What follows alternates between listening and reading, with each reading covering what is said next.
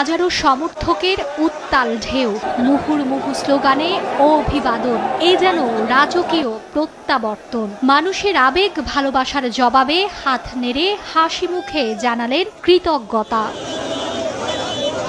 দীর্ঘ ৯ বছর পর বিএনপির স্থায়ী কমিটির সদস্য ও সাবেক যোগাযোগ প্রতিমন্ত্রী সালাউদ্দিন আহমেদ রোববার দেশে ফিরলে শাহজালাল আন্তর্জাতিক বিমানবন্দরে পৌঁছালে দেখা মিলে এমন দৃশ্য।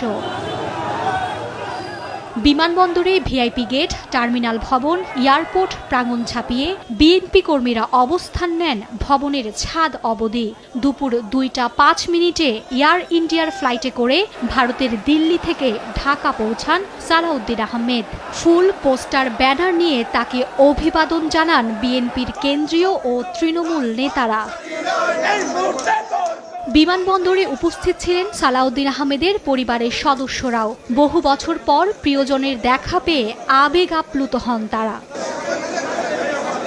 ২০১৫ সালের ১০ই মার্চ উত্তরার এক আত্মীয়র বাসায় অবস্থান করার সময় ডিবি পরিচয়ে সালাউদ্দিন আহমেদকে তুলে নেয়ার অভিযোগ করেছিলেন তার পরিবার। ওই বছরের মে মাসে ভারতের মেঘালয়ের শিলং থেকে স্থানীয় পুলিশ সালাউদ্দিন আহমেদকে উদ্ধার করে। এরপর অনুপ্রবেশের অভিযোগে তাকে কারাভোগ করতে হয়। ২০০১ সালে যোগাযোগ প্রতিমন্ত্রীর দায়িত্বে ছিলেন সালাউদ্দিন আহমেদ। মার্জিয়া মুমু, সময় সংবাদ, ঢাকা।